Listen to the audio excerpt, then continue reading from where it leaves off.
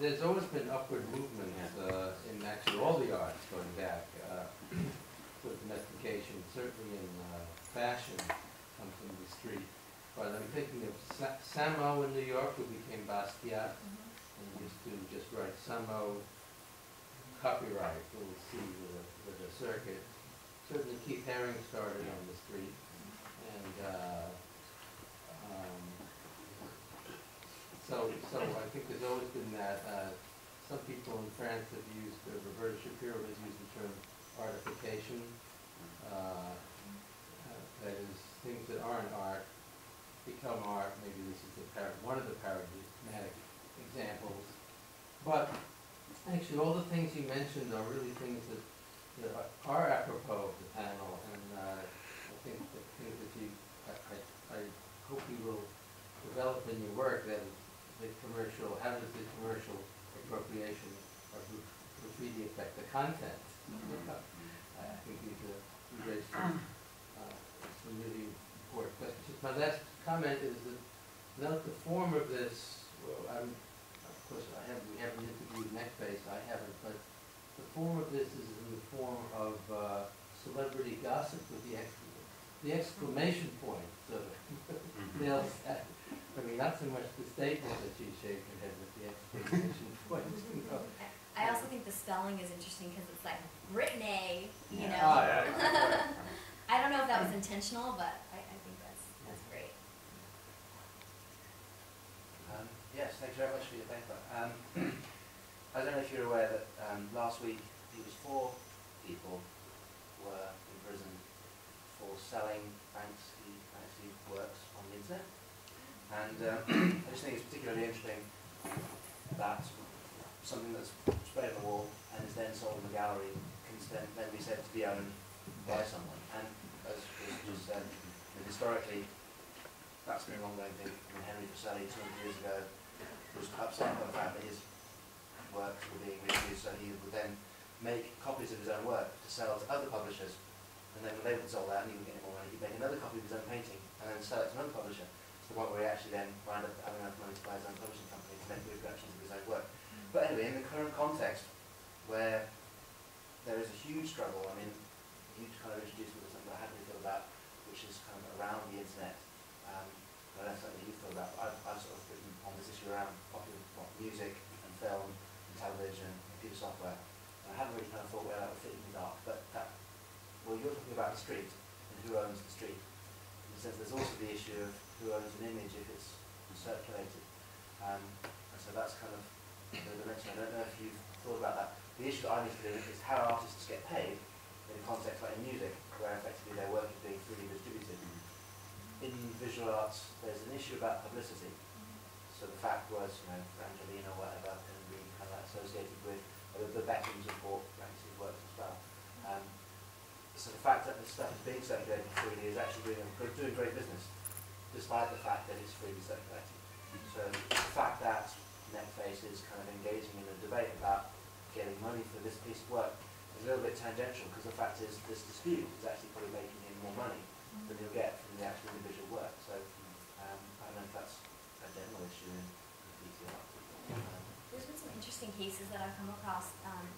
One, it was actually kind of a fluke. I bought a shirt that was made of different graffiti being put together kind of in like a collage type thing, and I just bought it at some nondescript store in Colorado. And I was wearing it in LA to an interview with a graffiti artist, and he said, "That's my work. Let me tell you about this story." He actually ended up, it was 5 graffiti artists that ended up seeing this fabric somewhere. I don't know where they came across it. I think they said Urban Outfitters, which is just like a chain store. The company had taken pictures that they found, maybe even on the internet, I think, and created a fabric out of it without any permission from the artist. The artist saw the t-shirts and ended up suing the company that made it to receive, they only got a couple $1,000s each, but that's one example. I see a lot in Los Angeles, people doing their headshots in front of different graffiti walls. So that's another way of using graffiti without paying for it. I don't know, I think that it becomes a different issue when you can't really read what it says. Like, for example, this piece that I showed you a little earlier on. You guys can probably read this, it's pretty clear, it says crime. but on a lot of the graffiti, you can't read it anyway. A lot of the kind of general public can't read it, and so in something like Neckface, you can tell that that's Neckface, and maybe the publicity would be beneficial to him. But in something that you can't read, it's really maybe just among the subculture itself you gain a reputation. Some of the issues. It strikes me that, I mean, the movement to the gallery of graffiti art sort of parallels other aspects of hip-hop lifestyles that have been commodified. I mean, graffiti and breakdancing and rapping were kind of the holy trinity of the subculture. And now, I engage my students in this discussion all the time about, is hip-hop, because I teach mostly urban students, I mean, is hip-hop really a subculture if it's mainstream globally, right?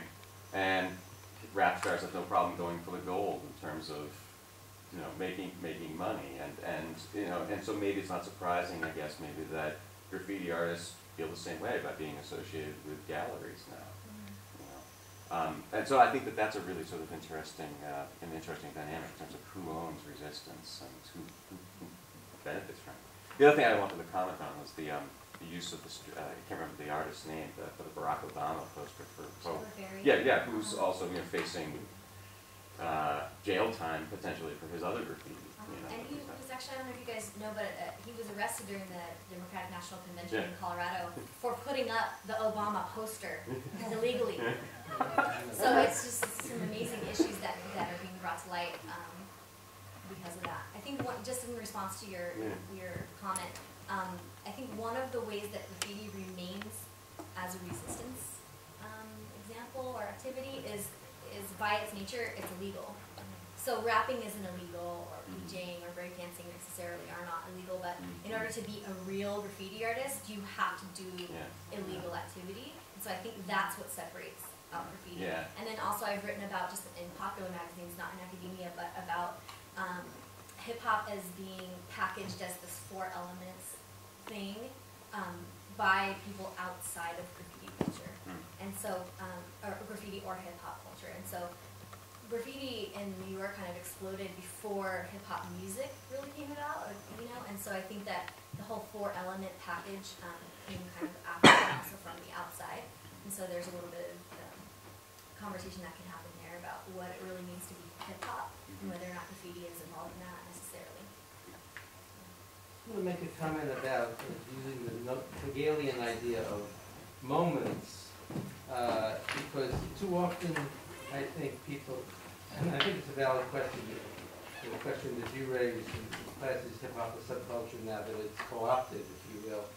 I think the question has to be, too often I think the analyst becomes cynical and doesn't realize or recognize that anti-art is a moment, or that it's a moment of refusal and a moment of, let's say, non-copyright, which might change later. I mean, when Samo started, he was appropriating blank publicity in New York City, blank advertisements.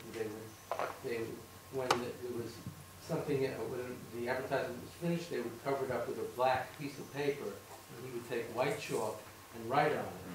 Okay? Now, whether that was appropriate, I know some people that have actually cut that out later and taken it home and sold it. That's another moment in the story of the commodification of a product, but it still shouldn't deter us from looking at that first moment of resistance, whether it's co-opted or not.